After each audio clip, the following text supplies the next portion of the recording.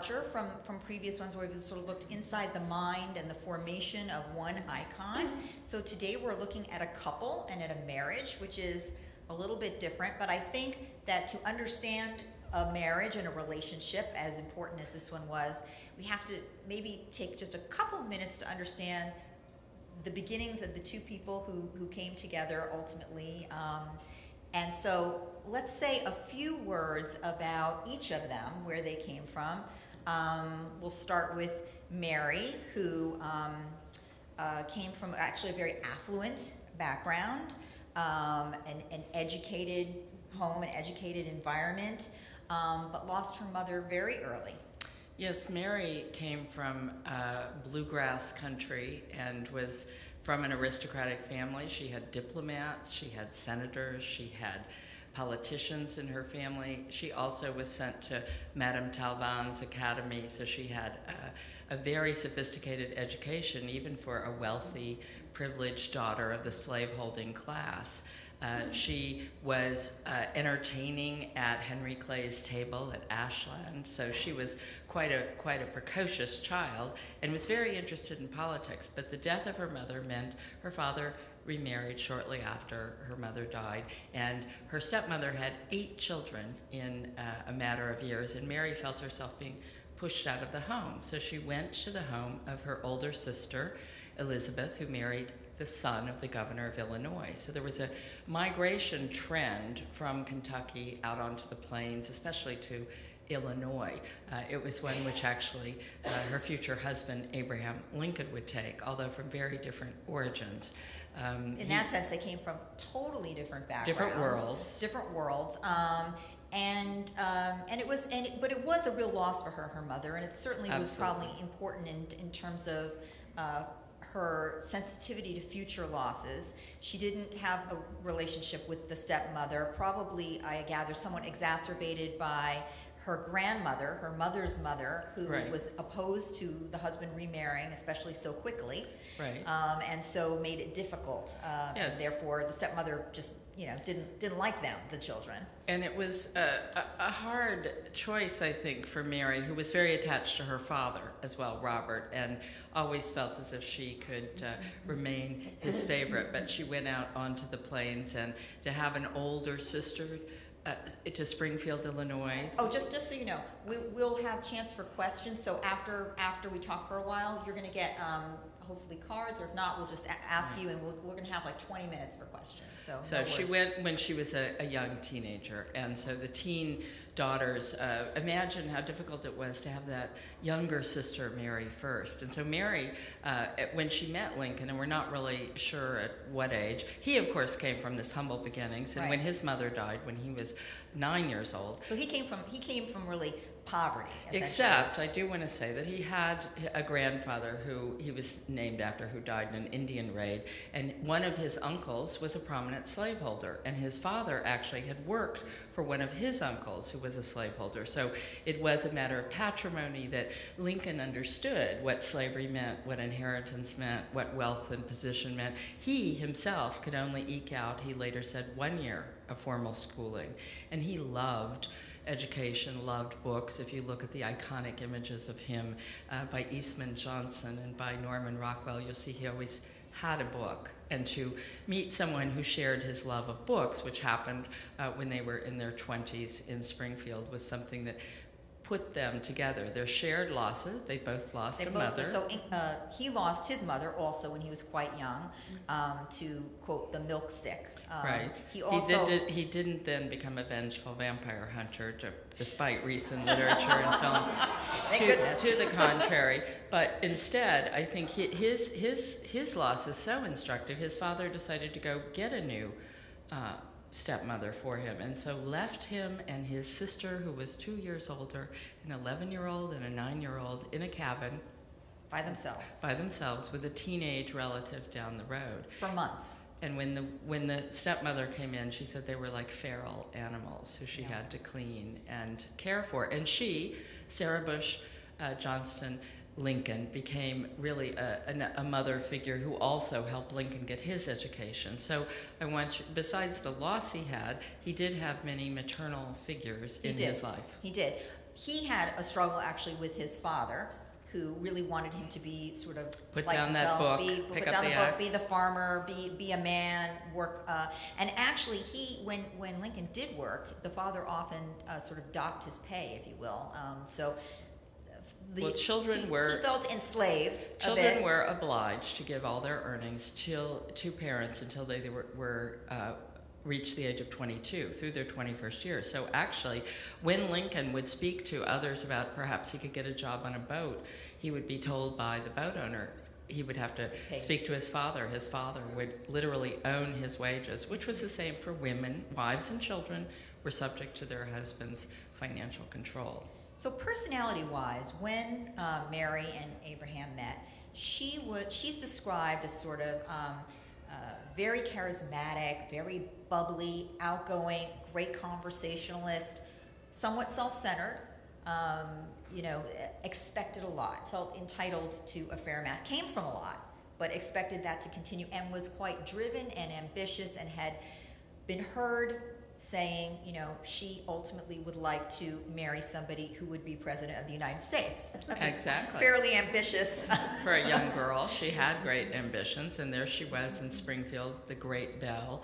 There are many stories about how they met. They've all been, they all come from recollections. There's no eyewitness accounts, and so we do have to think that here was this 6'4", gangly lawyer who was said that he didn't mind going out and giving a speech on the stump, but he would much prefer a large crowd to a single woman in a parlor, because he became tongue-tied and unable to use his facilities. But there was Mary Todd, one of the famous Todd sisters, who had come out onto the prairie, and they were all marrying well, one a doctor, one a politician.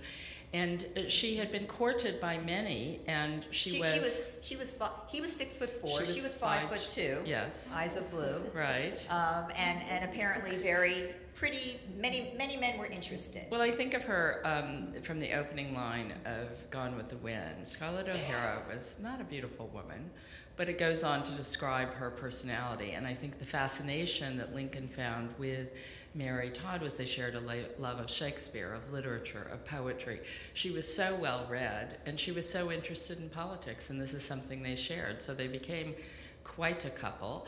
They were on snow rides, they were at dances and cotillions, and they were, because they were together, we don't have much of their correspondence. We do have some correspondence when Mary took a trip to Missouri and makes references to Lincoln.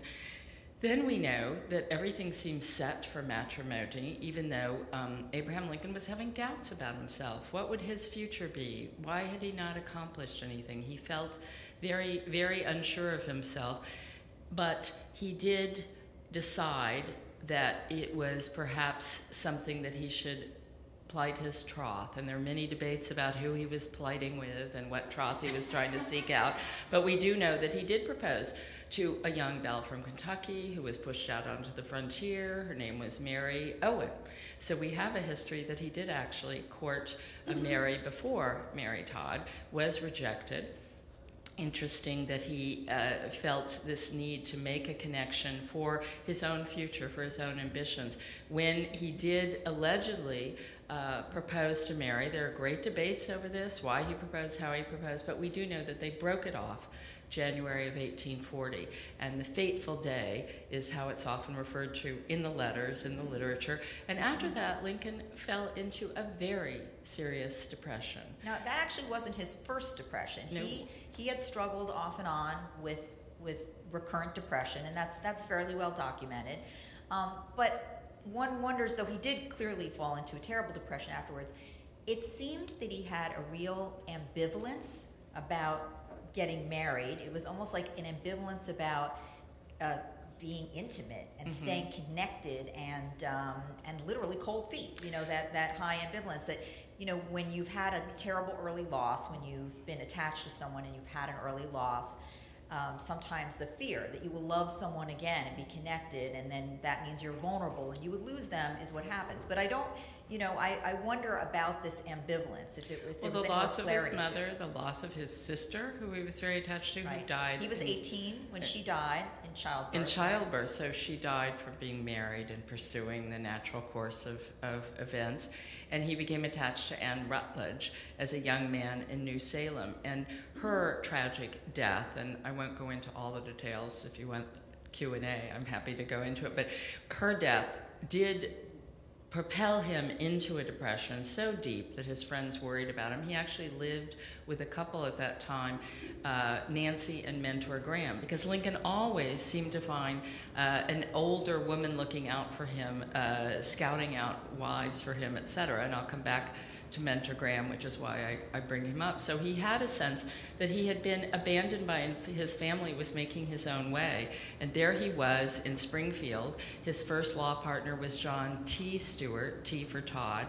He thought connecting himself to the Todds was perhaps what he should do, but he was very hesitant. And his closest friend, Joshua Speed, was not yet married, but after 1840, Speed met a young woman and married her, and we have the letters between Speed and Lincoln that show he questioned, is it going well? How is it? How is it? How is marriage? Yeah. Can and I Joshua make Speed this? was very happy. Very happy. And that really had a big impact. It did. That Lincoln sort of said, okay, it looks okay. And Lincoln had written to friends that it was a great sadness to him that in Springfield there was one who was still so sad.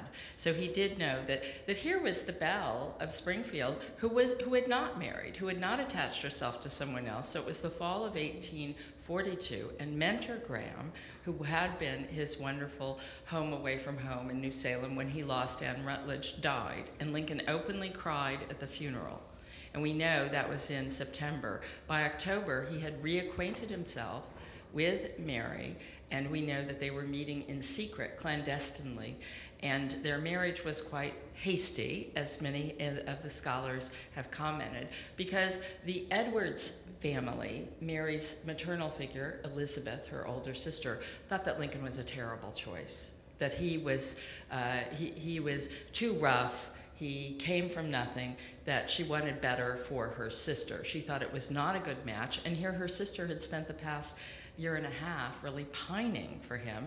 So they decided to get married without telling her older sister, but she found out. It was a small town. It was a very small town. So she essentially had no family at the wedding. He had no family at the marriage. No, at the wedding, her sister found out about it and insisted, even though she had her sewing circle there the night before, they were going to have a proper cake and proper wedding in the Edwards parlor, and indeed they did. And she married her Mr. Lincoln, her diamond in a rough, on November 4th, 1842. So there is question as to whether, so they were apart, and then they got together, and that this wedding was planned in one day in a family, in Mary's family, where she had made these big weddings. I mean, her sister had elaborate big weddings for the sisters, so it was supposed to be like that. Yes. And she was married in a skirt rather than a new dress. 24 hours, yeah. Right? No wedding gown, no. So there was a question, or some people have posited, I guess, whether they were sexual, and he, in overwhelming guilt, was like, we need to get married now, because they did have a child. That's been posited by several male scholars. And there you go. Okay. So you would not subscribe to that necessarily. Well, I think there's no evidence for it. Okay. Except they did have a child about 9 months later. 9 months later. And I'm saying, let's look at the birth patterns of most 19th century unions. You can look at all of her friends who married during that period. It's not unusual, except for his dear friend Speed, whose wife was unable to bear children. So their marriage was in many ways, it was also a difficulty because Lincoln and Speed were so close. And when he had a son 9 months later, who Mary named Robert Todd Lincoln after her father. Mm-hmm. And her father came out shortly thereafter, saw his namesake. Each of his wives had borne a Robert Todd who had died. But Mary bore the Robert Todd who did live, Robert Todd Lincoln. And shortly thereafter, they got out of their boarding house. They were able to get their own home, and Robert Todd started throwing business his son-in-law's way. And it's interesting that in Abraham Lincoln's first run for office after his marriage, people criticized him as being a blue stocking, that he married into that wealthy family. Imagine my surprise doing my research, seeing Abraham Lincoln criticized as being one of those aristocratic hill people, you know, the aristocracy hill being an area where the in-laws did live. So he did marry into the family. Mary was quite ambitious. They had a very, I would say, tempestuous relationship in many ways, because she was impatient, whereas he was much more patient. He was easygoing, she was much more quick, and he was very forgiving. And one of the things I discovered about Mrs. Lincoln was that she could hold a grudge for years. She was not. They're described as having these sort of loud fights, or actually rather where she is loudly fighting, right, and you don't hear anything on the other end, right, and that you know, he would sort of become withdrawn and leave, sometimes leave for more than a few hours, leave for long periods of time, that he was sort of just unable to fight back, or that wasn't his way. There are reports of her being abusive at times, throwing things at him or hitting him. Yes. And so questions as to whether he was sort of an abused husband. I've been asked about this quite directly. It was quite an entertaining moment for me when I was consulting on the film Lincoln. And one of the scholars proposed that Mr. Lincoln was an abused spouse, that he had suffered domestic violence. And so Steven Spielberg asked me what I thought of that question, and I said scholars are going to have to agree to disagree, because I did not see evidence of that, despite the handful of scholars I can name who do make that argument. And I think they're making the argument based upon the notion that has emerged in the scholarship that we're quite surprised at, as if Mr. Lincoln's saintliness will rise if Mrs. Lincoln's demonic qualities are embellished. And I found this as something in the literature when I began my own biography in the early first decade of this century, the 21st century Mrs. Lincoln, and I was just really surprised by it. I also think that there are people who truly believe that Lincoln had an unhappy marriage, and he was a depressed person, and he threw himself into his work because of this unhappiness on the home front. That is a perfectly legitimate argument. I disagree with it. I give my reasons why. I think there's evidence in many directions. That from the fact that Lincoln clearly suffered recurrent depression. So he was clearly intermittently unhappy. Right. Irrespective of work or marriage. But clearly work was important to him. And I argue that what many scholars now acknowledge, and my dear friend David Donald had said when he finished his magnificent biography, Lincoln, what one question would he ask a series of what surprised you, what would you do differently? And so one of the things he said was he would have paid more attention to Mrs. Lincoln. He thought he didn't do her justice. So I took that up as something I wanted to do, and luckily for me, my good friend Doris Goodwin had given up on Mary Lincoln. She was doing Abraham and Mary, but she kind of fell in love with the circle of men around Lincoln, and Mary went out the door. So I was able to look at that, and I suggest that Mrs. Lincoln was her husband's political partner. He gave all of his speeches. He was a very oral thinker. He heard things. Many of the things you read as his speeches are letters, so he had a way of expressing things to her. And she clearly was a sounding board. Many of the alienations that came were that when they went to the White House, they finally made it to their dream, the pinnacle. She would be First Lady, and he would be the acknowledged leader of the land. Lose the winner against Stephen Douglas, who was an alleged suitor. Breckinridge, someone she knew by family. There was only one of the four candidates that she wasn't intimately involved with at one time in her life. Therefore, by intimate, I mean friendly, because I will say later, Mrs. Lincoln was accused of many things, even on the House of Congress. She was her vituperative attack. We think today of the way in which many recent First Ladies have been attacked, and I think they have nothing on Mrs. Lincoln, and it's also true when she went into the White House.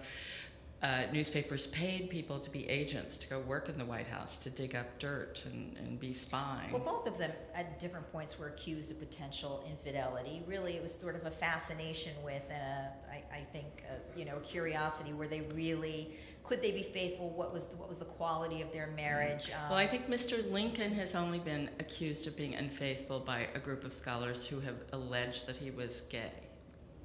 I have not yet read of any scholars who have accused him of improprieties with women. He was a great flirt.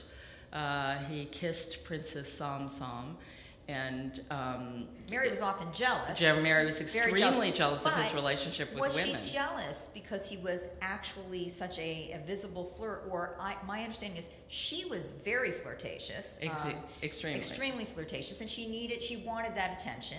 Yes. And she was good at it, and that she projected some of her own behavior and interests and thoughts onto him, that he wasn't. Well, her flirtations were often, I suggest in my book, political. Sumner was someone she saw who was a needed ally. He would often be at the White House late. They'd be talking. The suggestions of impropriety, I think, are wrong in that particular case because of what I think was his orientation and what he was interested in. There is a circle in Washington that are interested in political gossip rather than sex. And I think, some people feed off of politics more than sex. I'm not suggesting that's true of one or both of the Lincolns, but I'm saying that they did really share that. And Mr. Lincoln did really like to get his confidences from Mary, as again, he was more kind and patient, and she was more bitter and unforgiving about what she thought were betrayals of his trust. But certainly as a couple, they suffered the death of a child. Eddie died shortly before his 3rd birthday in 1850. And Mary had just lost her father, lost her mother's mother, and then along came the death of Eddie, which Mr. Lincoln took more stoically than his wife. But he did encourage her relationship with a minister, a doctor, a cleric. He had many discussions during that period, and they consoled one another, and 10 months after the death of Eddie, their child, Willie, was born. So William Wallace Lincoln was a kind of, I think, a re-cementing of their relationship. Their 4th child, Tad, was born shortly thereafter. So there is Mrs. Lincoln going to the White House. Her older son is finally delivered his first time around. I'm sure many of you have grandchildren or children going through the college application process. And Robert didn't get into Harvard the first time, but he did the second after doing a year at prep school, and was the pride of both of his parents, although, being He was a pride, although not the favorite. No, he had a difficult relationship with his father. It was said that he had too much Todd in him by some. It's also said that Robert didn't have much of a sense of humor. And you do find cases where the Lincolns were sharing frivolity in the White House. He came home and discovered that there was a reception being held for Mr. and Mrs. Tom Thumb on the occasion of their wedding, something that Tad very much loved. And it was over a year from the death of Willie. So it was the Lincolns, in a sense, again, renewing their sense of family and home in the White House and having this reception. And Robert came home and very much disapproved and went marching upstairs and would not attend. So Robert had this quite difficult relationship. Later he reflected that he mostly remembered his dad riding off on the circuit with the saddles, and he didn't really remember conversations with his father. So their relationship was difficult, and Mary was overly attached to Robert, and especially when he made the suggestion during the first year of the war that he might want to enlist, she became hysterical. And I do think that Tony Kushner and Steven Spielberg captured that very well in their film. And that was a source of, the intensity of difficulty between the two of them as a couple, because of course the pressure on him that you can't very well be supporting a war and sending people off and saying, but my own son can't go. So that was really a difficult issue between the two. Lincoln had suffered loss in his own life, and then as president, he had to suffer the losses of the nation. And holding himself together during that period was a very difficult process. And I have written, I hope, about what I think went on a daily basis. There was Elizabeth Keckley. There was William Slade, his valet, who walked the floors with him.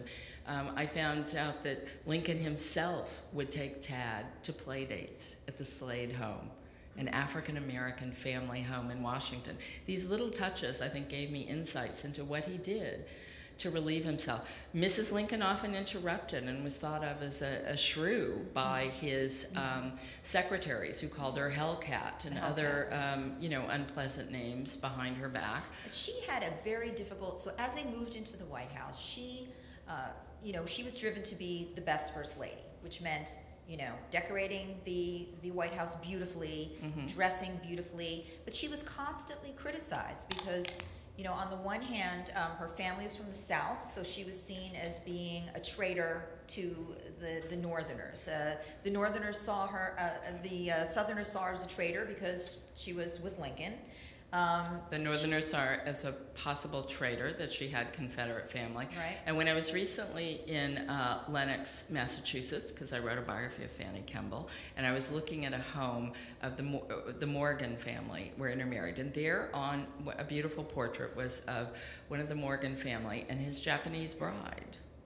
And I thought, that's so interesting. And I looked and discovered they were in the same milieu, the same set, had been married 3 months apart from Eleanor and Franklin Roosevelt. So I thought, what if on the eve of the bombing of Pearl Harbor, there had been a Japanese bride in the White House?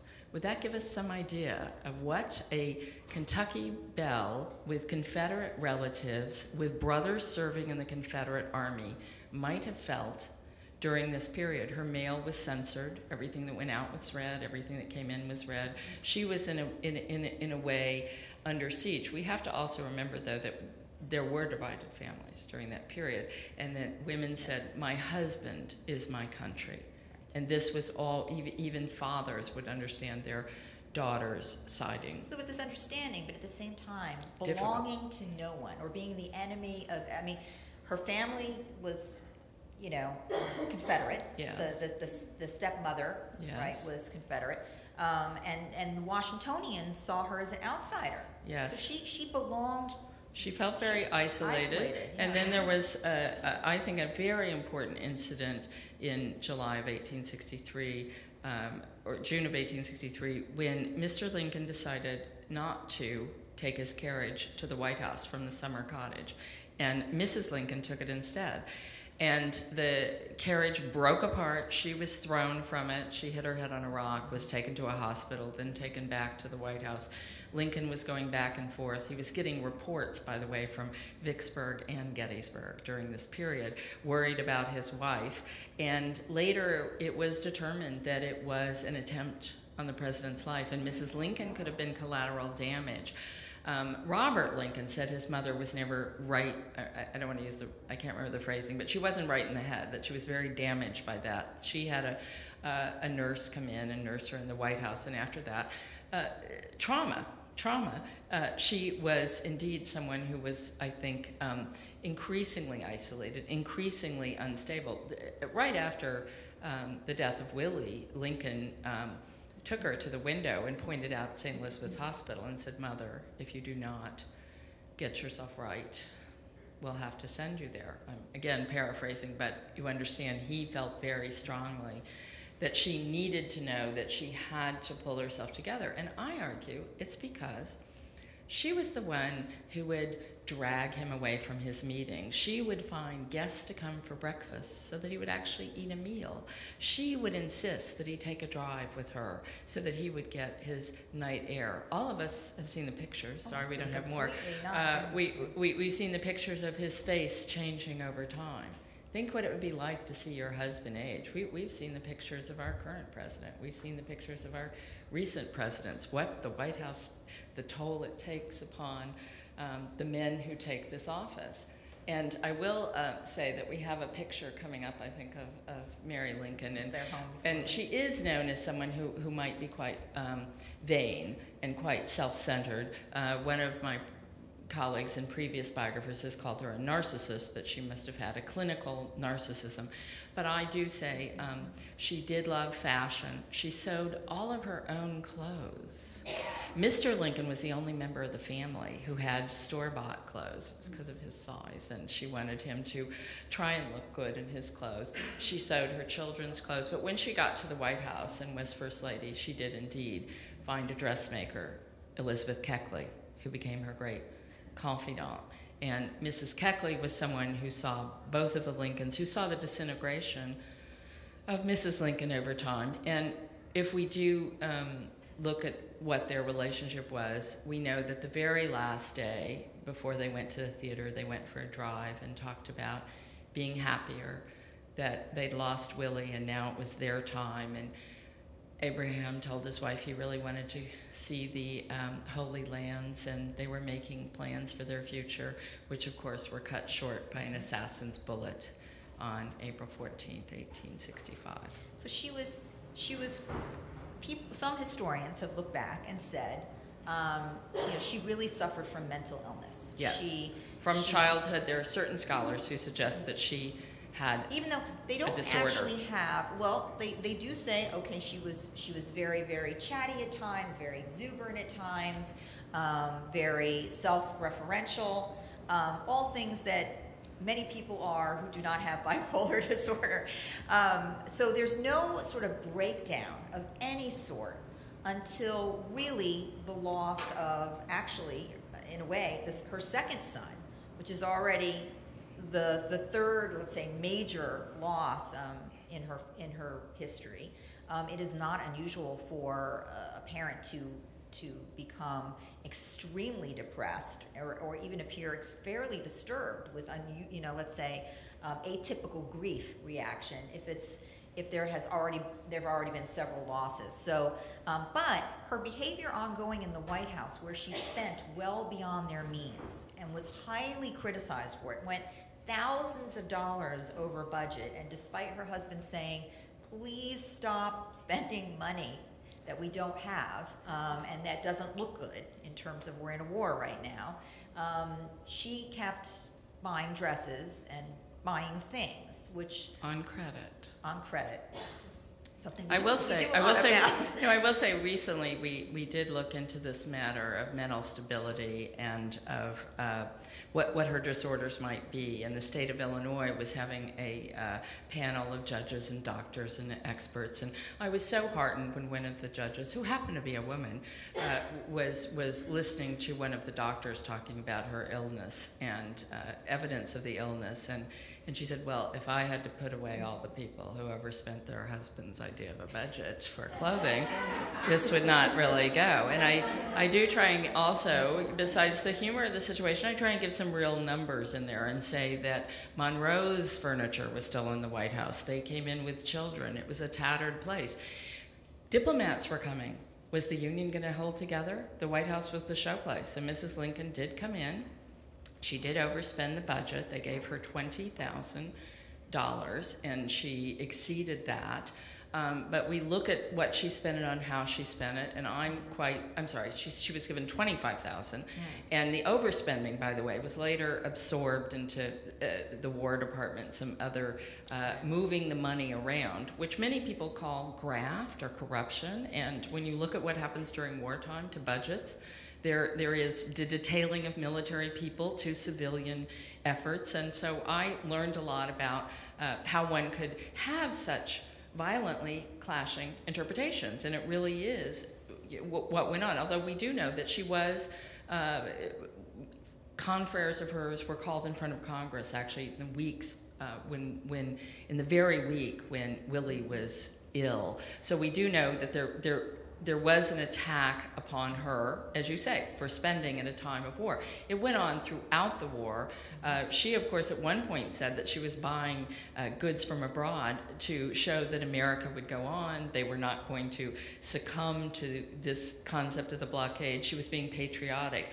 We know some of it was self-defense, but I'm trying to say that when I looked back and thought that that's really unusual, that they were buying a painting for $20,000 to put in one of the congressional buildings at the very time of war. I don't know, but maybe decorating the White House versus a $20,000 painting was a matter, again, of interpretation. Her interpretation was she must keep the Union proud, and she must be an exemplar of the Union because people are suspecting her of Confederate duplicity. Right. At all times, she must wear the mask. Actually, Mr. Lincoln broke down crying over the death of Ben Helm, his Confederate brother-in-law, who he'd offered a high commission to. He'd gone with the Confederacy. He was someone who could cry in front of his friends. Mrs. Lincoln, when her own brother Alex died, baby Alec, could not show emotions, could only show it to her husband. This was something, I mean, of the times, women's roles were to support the man emotionally. Yes. And they were supposed to be the stoic one, and it was, the man was able to say, go and cry, and she was supposed to be there, a pillar for him, and that was mourning was women's business, too. Mourning was what women did. So, for example, if your husband died, you had a very, very important ritual that went on for 2.5 years. A child died 1 year. If a wife died, 6 months. So there were rituals of mourning that were very much observed during this period. But notable, she did not go to multiple funerals. Her children. Well, she found it very difficult to face funerals. Because it was expected that she would go and not, shriek or, cry hysterically or throw herself on the grave or whatever. Yeah. That would have not been acceptable. So they sort of said, not a great idea to come if you can't hold yourself together. And she was quite notorious. As a matter of fact, people learned on April 15th, 1865, in the streets outside of the Peterson boarding house. They learned of Lincoln's death because of the keening of Mrs. Lincoln. And I was able to go to a lecture in Ireland about mourning and about the keening of women being a ritual, and I was thinking that Mrs. Lincoln may have indeed in some way connected with that Scots-Irish ancestry and had a great deep sense of loss. I do have to say, one of the people I dedicated the book to is here today, and you should thank him because I could not write the scene of Lincoln's death, which opened my book, and he finally said to me, Lincoln died. If you rewrite it, you're not going to make him die. So it was a way of getting over it. But I had so inhabited Mary Lincoln's space for a while that you do feel that you feel so deeply the death of Lincoln when you study him. And he was such an icon. He was her everything. But he was her icon. Right. If we go back and stand in place in 1865, I can read you passages by Republicans attacking him. He was called Simeon-like. Into the 64 election, he was not the Abraham Lincoln of today. He has ascended in the polls, he's ascended in our memory over time, but at that time, he was not who we now today believe in. And it was Mrs. Lincoln who gave his cane to Frederick Douglass. It was Mrs. Lincoln who celebrated his role as the great emancipator. She wore widow's weeds the rest of her life. She was first widow, and it was her job to promote him as the greatest president ever, and she called him the martyr president in all of her writing. And yet, she made so many missteps. She thought, well, I'm always going to wear black, so here I am in debt. I need to absolve myself of these debts. I'm going to sell my wardrobe, which resulted in the Great Clothes Scandal of 1867. She went over to Europe and took her son Tad while Robert had married and was making his way as a lawyer politician. She went to Europe, and then Tad became quite homesick, and there was the little thing of the Franco-Prussian War, so they came back to the States. Shortly after their arrival, Tad died. It was a very painful, long death. And she partially blamed herself, and she felt that she feared that he would become sick, and that he was becoming sick on the travels, and so she partially felt responsible for traveling back with him at that time, and also Tad had become her support following the assassination. He was, Robert was sort of off on his own. In his world, with his wife and children. And Tad was her everything. Yes. At the same time that, as you point out, many women could be considered to have mental illness if they outspent what their husband said they should. she went through a period of, or multiple periods of carrying money with her, of sewing it into her clothes. She was thousands obsessive and about thousands money. of dollars. She was. And paranoid that she would be broke. Well, a lot of her paranoia was that during that period, often notices would appear in the paper. The person calling herself Mrs. Lincoln is misrepresenting herself. So we know that there were people going around, perhaps going to stores, pretending they were Mrs. Lincoln. We also know that she became involved in spiritualism during this period. Right. During the White House years, she did participate in seances, as did Mr. Lincoln, as a matter of curiosity. So we know that she But had... that was really her... That was her instigation. That he Yes should and join. no. I mean, we have an example. See, I went back and investigated, and Mr. Lincoln was so interested in things like mesmerism, and he actually did experiments when they were first married, looking to the other world. We have him meeting with people. He is the only president with a patent. He's so intensely curious. We forget that he was an explorer. He was so open to things. He suffered from melancholia. He explored himself, perhaps like no other 19th century politician, and he was someone very open to new things. He did, I think, involve himself with spiritualists at his wife's behest. We have no evidence of him doing it independently, but he did meet with spiritualists in his office to hear what they might have to say. Or try to talk to Willie to try to reconnect with sons. And also we think of it as like, you know, she also had a spirit photograph taken. She went into Mumler, the famous spirit photographer, and it was, quote, the only known photograph of the Lincolns together. But earlier in the set, you'll see two pictures of Mr. and Mrs. Lincoln in the 30s, and that picture was on the mantle. Each of them were together. But back to the spiritual outreach that she had. With so much loss, I think, who among us would not have tried to communicate with so many loved ones gone astray? And something that was considered not so far-fetched at the time. So spiritualism was a widespread movement in America in the 1830s and 40s. For every abolitionist, card-carrying, subscription, member of a society, there were 4 spiritualists. Spiritualism, especially in New York, was huge. A district court judge resigned his position to be involved. I'm very interested in it because spiritualism was getting in touch with your feminine side to commune. So there was a lot of gender politics involved in it. Quite interesting movement.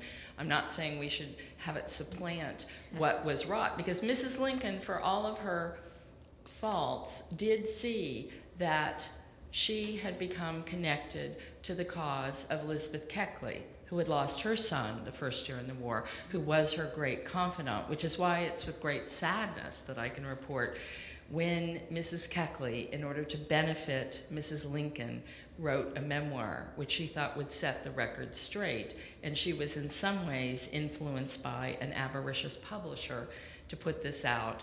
And when the memoir came out, Mrs. Lincoln cut off all connection with Elizabeth Keckley, although we know Elizabeth Keckley died with a portrait of Mary Lincoln in her room and felt very much estranged in the way that they had been so deeply connected during a time of loss. And Mrs. Lincoln, again, gave artifacts of Lincoln's to the Slades, to Wilberforce College, to raise money. It was quite common during that period to give money for the soldiers' cause, but Mrs. Lincoln gave it directly to link her husband's name with the emancipation, because Abraham Lincoln had always said it was the one act, in a way, that he wanted his name associated with, believed would be his gift. And we know in his period in the 1830s, when he was so unsure of himself, he said, you know, what is it that is my fate? What am I here for? What will I be doing? And then as president, the Emancipation Proclamation, and indeed the passage of the 13th Amendment, of which we've seen a lot recently, was something that he could say would make a permanent change in American society. He, however, we have to remember, was not as prescient as Mrs. Lincoln, because in his speech at Gettysburg, he says, we will not remember here. I can't do the speech. I could when I was in 3rd grade. But we will not long remember. And we know that if anything else, the Gettysburg Address became a great creed about the rebirth of our nation. But the rebirth of our nation could have gone any number of directions, especially with the assassination of the Union president, who was, after all, the president of the United States. But Booth did it to destabilize the peace and have a return revolution, which was not uncommon in revolutions of the period. We have to put ourselves back in the 19th century and see that Mrs. Lincoln then went abroad, for one reason, to take Tad with her to get him an education, and also because Mr. Lincoln was more revered abroad at that time. He had created a nation that was coming back together, that had the largest uncompensated abolition of slavery in world history. It was unprecedented, and America was now roaring its way into an industrial age. Also, without him there as her supporter, and Yes. without her role as that she had in the White House, she sort of felt she didn't have a role. She Right. wasn't well liked. Congress didn't.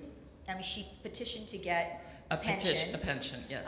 They Well, didn't really want to. The She cruelest, didn't have many supporters. The cruelest line to me was that the war was over, and he was commander-in-chief. He wasn't a soldier, and the idea that the widow of the commander-in-chief did not deserve a pension, it really, I think, was an ungenerous political act. Congress being ungenerous and so political? Can we imagine it? So there was no precedent. No, And there so was she no precedent. There was no precedent. So but she was the first. She was the first one. But the problem seemed to be not so much just general lack of generousness, but she wasn't liked. No, she was specifically targeted, and that's when I made the point that there were members of Congress at the time who talked about her as being a compromised or disloyal First Lady, which indicated perhaps a disloyalty in terms of her fidelity to the marriage as well as to the cause, and that was something, quite scandalous at the time. But she was, again, so hated at the time, and she made enemies after Lincoln died. I was going to say, it doesn't seem that at the time people didn't like her because she had mental illness. No one.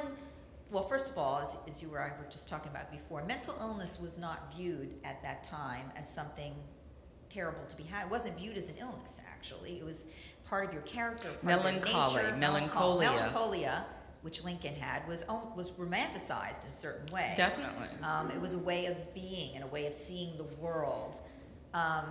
Whatever was going on with Mary wasn't identified as a problem or as an illness, but more this, as you point out, sort of she's this hellcat, she's a shrew, she's annoying. She's political, she's stepping outside the bonds of Victorian womanhood. She is exceeding her grasp in terms of trying to gather support for herself. It's unseemly, it's wrong, but we're going to leave her alone, and Mr. Lincoln is who we're going to focus on. But after the death of the president, the circle of men who had indeed encircled him on his deathbed and pushed her out of the room when it is a wife's duty to be there with her husband. So that's a really horrible moment for her to realize.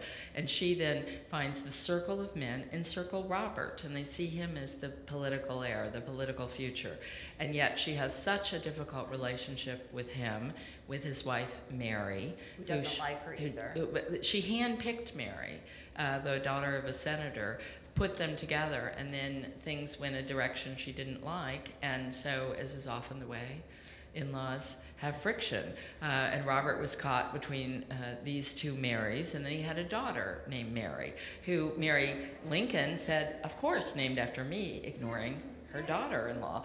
So they had such a fractious relationship, which is one of the reasons why when I would go on my book tour, the first question I would be asked is, was she crazy? Because one of the most infamous moments in Mrs. Lincoln's life is when she's hauled into a Chicago court and put on trial for her mental competence, and Robert and a circle of witnesses declare her mentally incompetent, and her rights are taken away, and she's confined to a private, but nevertheless an asylum. A lovely facility, but a facility nonetheless. Now, at that time, unlike earlier times when people point to, well, she overspent and she was so self-referential and so overly gay and chatty, at that time, she did have symptoms such as hearing voices, very seeing things. extreme she behavior. believed that bones were being taken out of her face, wires were being removed from her eyes. Well, I will say there that her description of her feelings yes. were very close to what a physical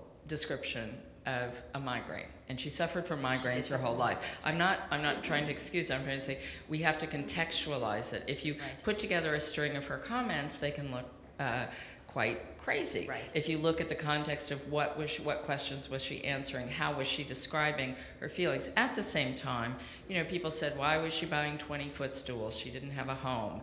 Why was she buying curtains? There are certainly questions. Why was she sewing money into her clothes? But the idea was she was being confined because she might harm herself. Right.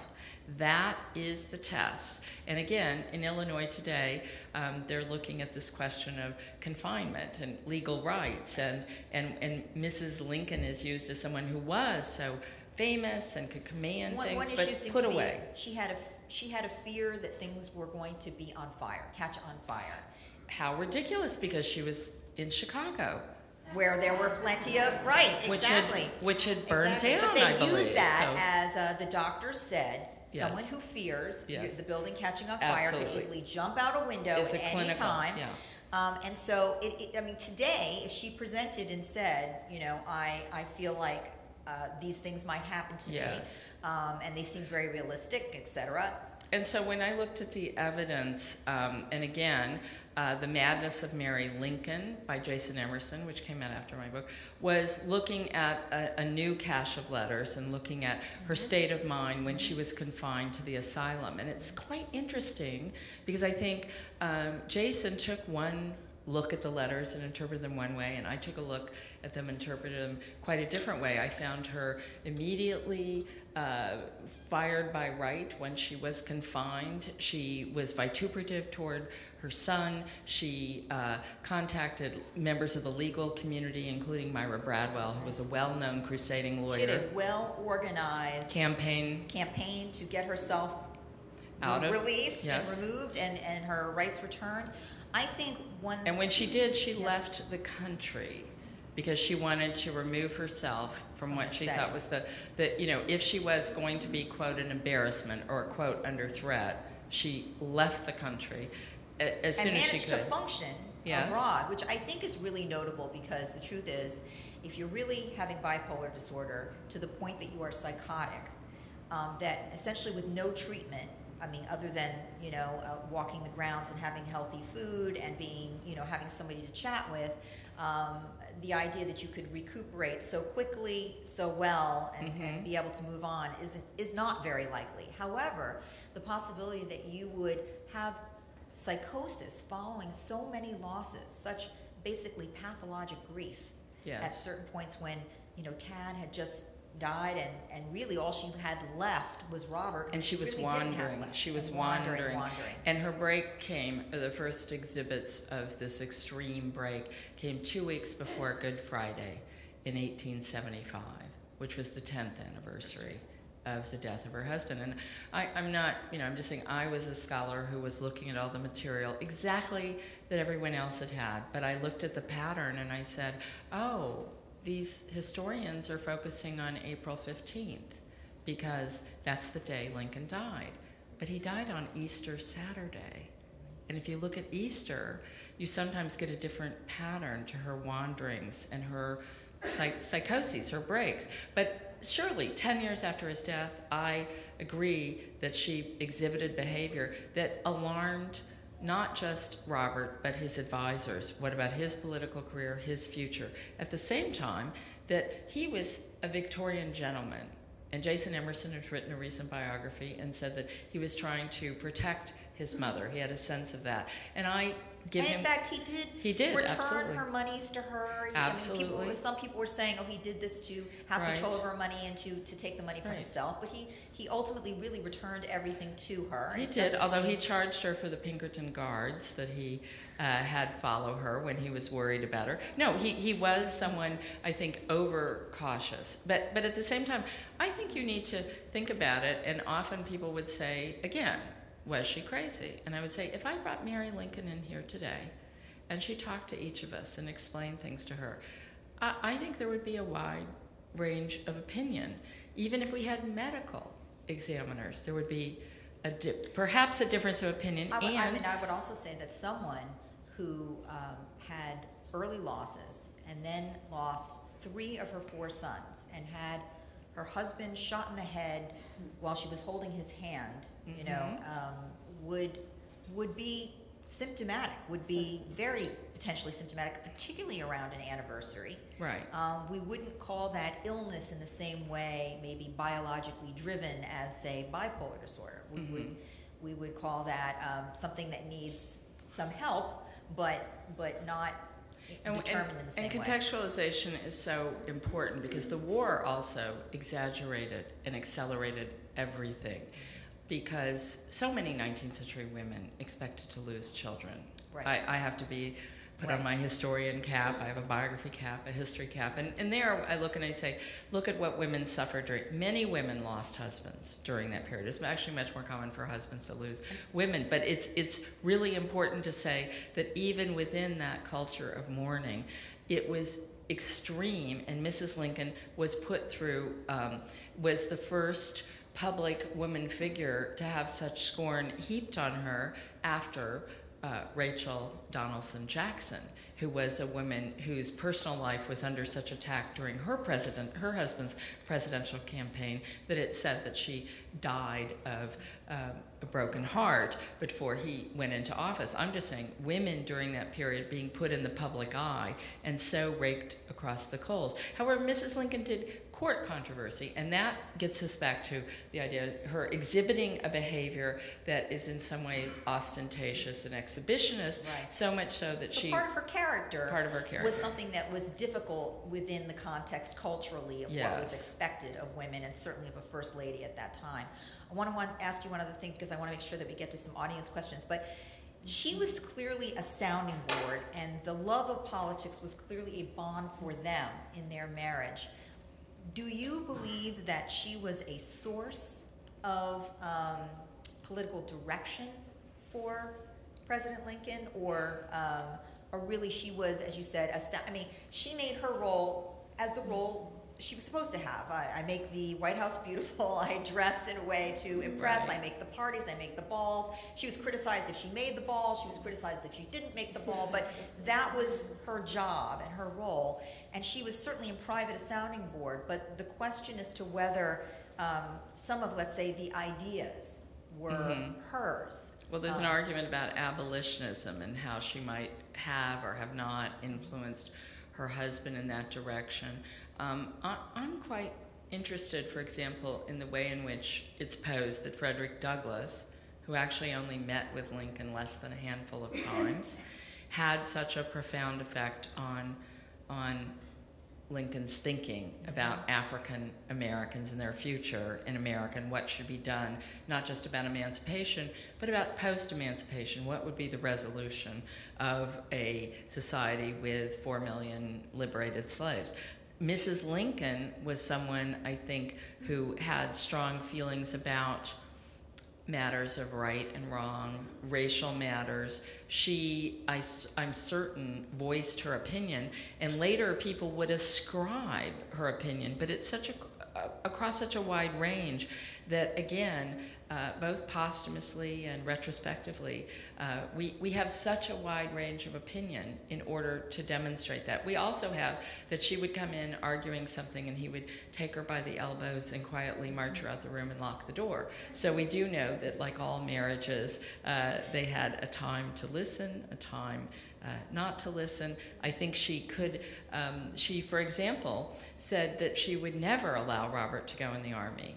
Robert did go in the Army. So we do see that as like all couples, they did have their differences. Like all couples, they tried to resolve them in a way. On matters of public policy, do I think Mrs. Lincoln in any way interfered? Yes, when her husband was elected president, she lobbied strongly against people who interfered with his Senate race. In 1855, she remembered the people who she believed prevented her husband from becoming president sooner because she was so strongly in favor. And so we do have her, yes, we see her letter writing, and we see politicians writing and saying, what is she doing kiting around the country giving her opinion? So we do know that she was quite an unusual wife, political wife. She was quite an unusual woman. But I also think that for those of us today studying her, we have a little bit of difficulty. I call my book Mrs. Lincoln because she always identified her ambitions and channeled them through her husband in a very 19th century way. She never signed her name, for example, Mary Todd Lincoln. Todd went away when she married. She identified herself as his wife, and it was to her sister's house that she finally returned, to a darkened bedroom where she couldn't take light because of her debilities as an old woman. And I find it increasingly sad to talk about her as an old woman, as she died only 2 years older than I am at the age of 63.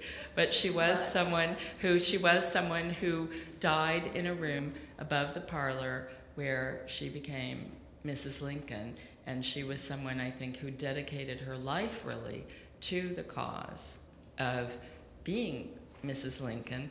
And that, I think, helped make President Lincoln today such an iconic figure, because it was her hope and dream that he would become known as the great emancipator. And I think although historians will continue to debate into the 22nd century, she was someone, I think, very effective in her campaign of making others believe that he was the greatest president. Yes. Let's take some questions. Let's take some questions.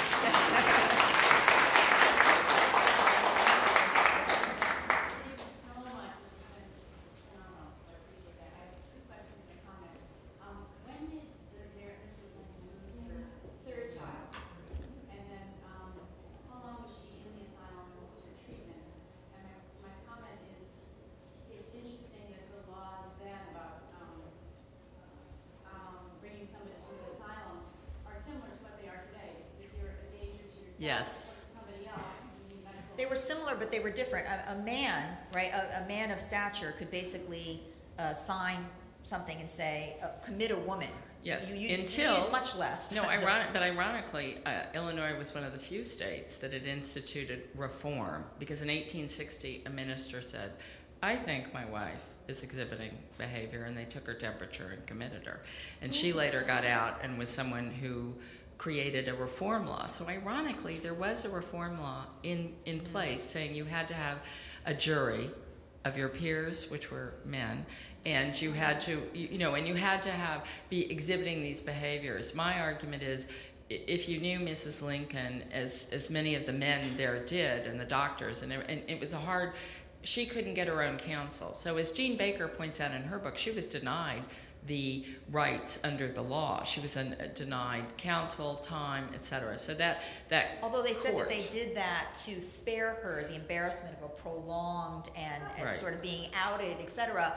And the papers at the time just were screaming headlines about her. And it's interesting also because the papers in Chicago were where I first found reference to shopping disease. So shopaholism actually was first attached to Mrs. Lincoln during that period, but she lost her third son, Tad, in 1871 when she returned from Europe, a few weeks actually after they returned from Europe. And the second question was the treatment, the confinement. She stayed, right? It was. She was in it only a few months because she was able to get her sister Elizabeth Edwards to take her in. And Jason Emerson has found letters to indicate that Mrs. Edwards was having an operation and was ill. So at the time when Mary was being confined and she didn't take her in, which was being sought, a lot of people at the time in the family letter said, I'm not going to be a part of this. I don't want to, you know, you can confine her. I'm not going to be part of it. But we know that Elizabeth eventually took her in, but she did not get her legal rights back until exactly 1 year after the legal.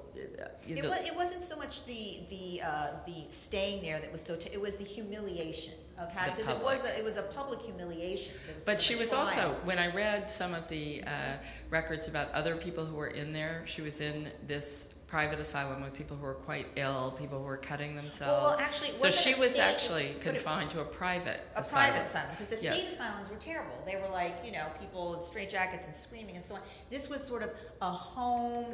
And she ate with the doctor's family, but she was allegedly subjected to lock and key. There were screens. I don't want to say bars, that's too extreme, but she felt the confinement. She had a 2-bedroom suite. Yeah. The treatments of the time. She could go on the grounds, but she had to sneak her letters out. Right. And she was found, the doctor was quite outraged because she was writing about her treatment and sneaking the letters out, because she was allowed to go and post things, but she was posting them to Myra, and then she was quite clever. So the point being is she was really mentally impaired during that period. She very quickly recovered. Perhaps it was, perhaps she should thank Robert for making her an incarcerated woman so she could become, scared straight and getting her faculties back, because she did we have the correspondence during that period. There weren't medications at the time. It was sort of rest, exercise, gardening, distraction, There's a famous incident that she went out allegedly to get enough medication the night that she was told the next day she would go to the asylum. So the court, they come in, they take her, she's adjudged incapacitated. She's then told the next day, you're going to be taken this place. And allegedly she went out to try and collect to make a suicide attempt. To make a suicide attempt. And I have thought about that long and hard. And first of all, if she was going to commit suicide, there were many other earlier periods when she actually wrote quite prosaically when she first returned to Chicago, months after his death. She, I think, was a good candidate during that period. And yet, I think Mrs. Lincoln was made of much tougher material. However, I would also suggest that she took chloral hydrate during that period. She was self-medicating. I also suggest in my work, and I got this from the New York Times, Oliver Sacks doing his drug experiments and talking about how he felt about it, the mixing of alcohol and chloral hydrate, known as a roofie, I believe, some variation, can be quite dangerous in terms of your physical responses. And I suggest that if you're being put away, I've talked to people who were going to be subject to incarceration, and they become quite alarmed at what they will be denied. So perhaps Mrs. Lincoln was trying to collect her own drug supply, fearful of what she might or might not be given in the asylum. I make that suggestion later. It's not fully in the book, but I do look at it and think about putting myself in her place, putting myself how she felt at that time. Could she, she had her money, had her power and status, all taken away from her. Everything would be taken away from her. She even talked, my favorite, about what about her hair dye when she went into an asylum. So. First of all, Jackie and John Kennedy, the night he found out he was elected president, they actually had bought Robert Child Lincoln's house. They lived in there in Georgetown and Esther. A very typical treatment for migraines was laudanum. Yes. Number three, the thing that drives me crazy about, and I've redeemed a couple of women in print, I still get invitations for talks saying ran from that house in the French deficit. The woman was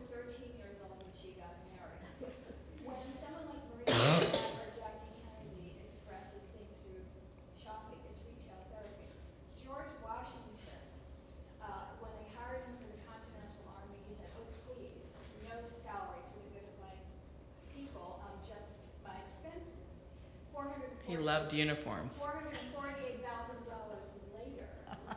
And Thomas Jefferson not only died in debt, but his children and grandchildren were crawling all over D.C. begging for jobs.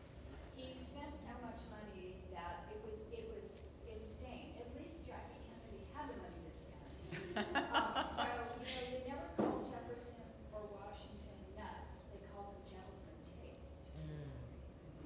But I do Yes. think the reaction, for example, against Jacqueline Kennedy's remarriage was an interesting thing compared to Mrs. Lincoln. We accept presidential widows in a certain way, but not in another way. And I did forget to add in there, one of her traumas was the Garfield assassination. Yes. Happened the year before Mrs. Lincoln died.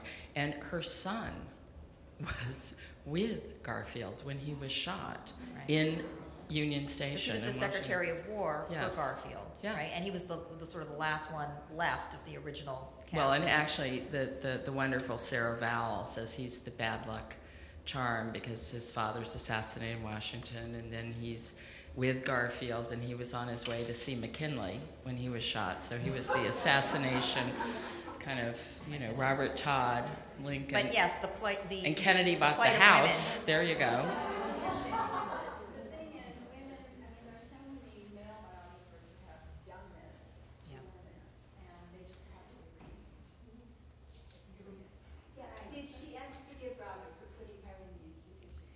They reconciled. Yes, they had a very interesting relationship, which you only get from, he's very reticent, so you can't find much in his record, but you really find material in her record. And one is when she's living over in France, in Pau, and she discovers rumors are being floated about putting Robert up for the presidency, and she just goes completely wild and starts planning her remodeling of the White House as the first mother. I mean, I'm joking, but I'm saying she starts writing about it in a powerful way. She's been alienated from him. She hasn't seen him. For 5 years, they were really... And he could there was follow nothing. her because she collected her money from her pension from the American consul. So he could always have been in touch with her. But he did bring his daughter, Mary, to visit her in Springfield. He and his wife actually took her to New York for medical care out of Illinois. So we do have instances, certainly, of him looking after his mother, of him having a sense of trying to aid her. Do we have a sense? In the last time of her life, I mean, Yes, he in saw the last her, few years. He saw her regularly at Yeah. that point. They He did have attempted. a sort of a reconciliation. Yes, but scholars really disagree about, certainly we don't have any sense that they put it into words or confided in others about the comfort it brought either of them. And there is a continuing debate over the letters, and I do subscribe to the fact that whether it was because he was a Victorian gentleman or whether it was because he was trying to destroy evidence of his mother's lack of affection for him, letters were burned. Now, the burning of letters, by the way, began when they went to Washington and there was a burn pile in the Springfield in the backyard. The burning of letters is not, quite so, it's not an evil destruction, although for most of us scholars, it puts a stake in our hearts, just really. The burn pile, the dumpster.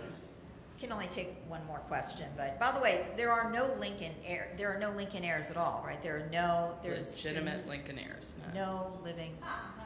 There was a lawsuit, and the last of the Lincolns has been explored. There was a wonderful piece in the New Yorker about it, which has to do with the. What I mean by that, there are no living Lincolns, and I mean there are no descendants. There are no Descendants of Mary and Abraham Lincoln living anymore. According to the courts, no. Okay. Oh. According to Okay. courts, no. Okay. There were relatives like Tom Hanks. Relatives like that.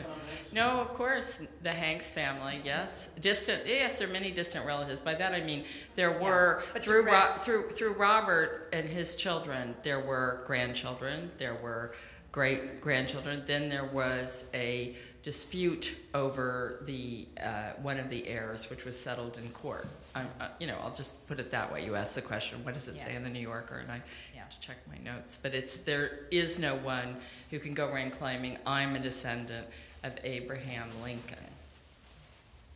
What did the three boys die of? Let's see. It was Well, pleurisy. you can read whatever you want. I mean, no, I mean this. Eddie, there's diphtheria, there's consumption. You know, this is the way the records read. Willie's death has been just over-explored in terms of what? A bilious fever is what it was said. People have even explored the White House plumbing to say that since, you know, they put in new plumbing and this actually had this terrible effect of bringing in the swamp water in Washington, you know, directly to their door, and this is what both boys fell ill, and it was Willie who died of a bilious fever.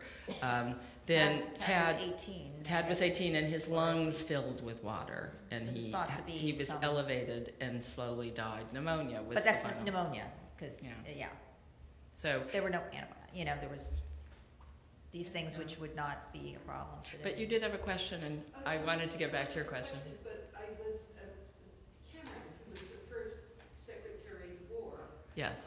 when the war broke out, he'd stolen so much money they made him the ambassador to Russia.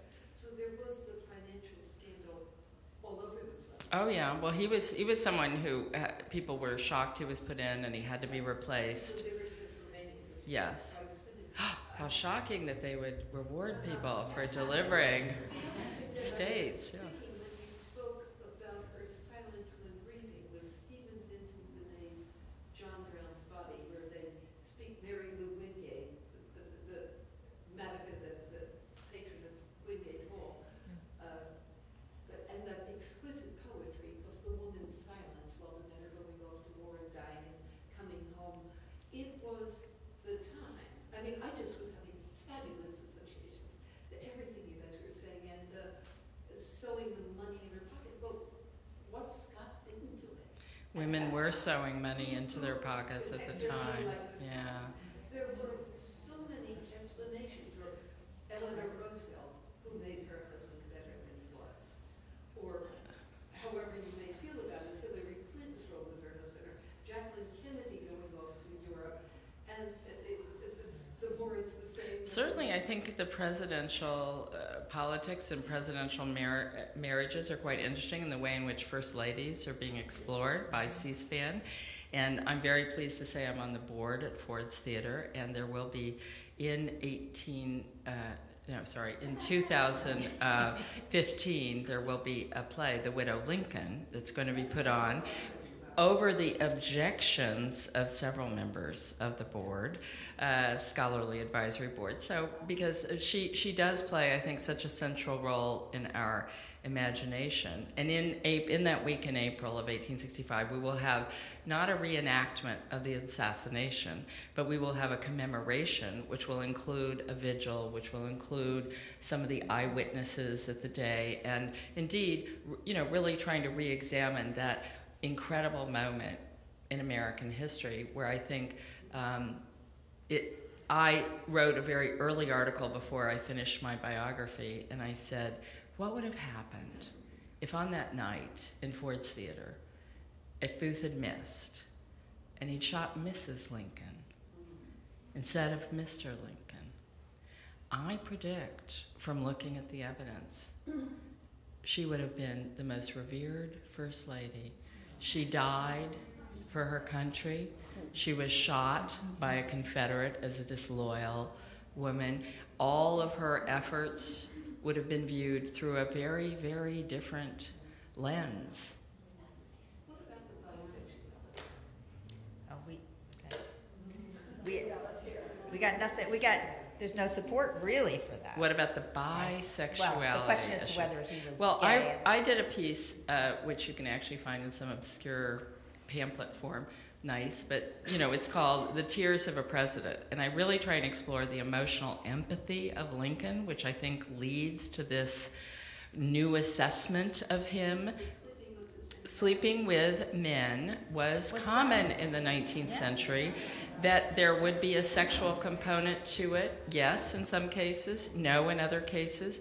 There is a lot of evidence to suggest that his relationship with Joshua Speed, not his secretary, James Speed, his brother, may have had a homoerotic component. And I don't But many, I don't many suggest that they male do. friendships have, I mean, that is not a delineation of bisexuality or homosexuality. But then necessarily. during the war, it is also clear that he had deep affection for the soldier and the soldier's life. He went out to the soldier's home, and he often wandered among the men. And there was one man in particular who was gossiped about at the time in the letters and later retrospectively. But it's interesting that when we read this relationship between Lincoln and Derrickson, who was the soldier, what is so suspect at the time was that he was an enlisted man rather than an officer. So there is this idea about Lincoln, being, not following rank and being so emotionally attached to someone. But he had a very poetic nature. He had a very empathetic nature. He was, I suggest, satirically, he might have been the first crybaby president, because we look today. But I was just telling Gail that when Woodrow Wilson had a stroke and his cabinet advisors wanted to know how to handle it, and the way they decided to cover it up was to say that he'd had a nervous breakdown. So we have really changed our attitudes toward what the expectations of power and pressure are for a president. And then I just say that someone who is so sensitive and empathic, therefore, must be. Perhaps, Perhaps. perhaps. What I'm saying, I think that some of it has come out of that. Perhaps and it's Lincoln's complex emotional makeup, which included issues of sexuality, issues of manhood, issues of power. He was willing to delegate. I have read the letters where he said, "I want to let you know, General, you were right and I was wrong." And reading those powerful abilities on his part to actually juggle so many emotions, I say I wish we had more empathy in our political spectrum today. Thank you, ladies, so much. This is wonderful.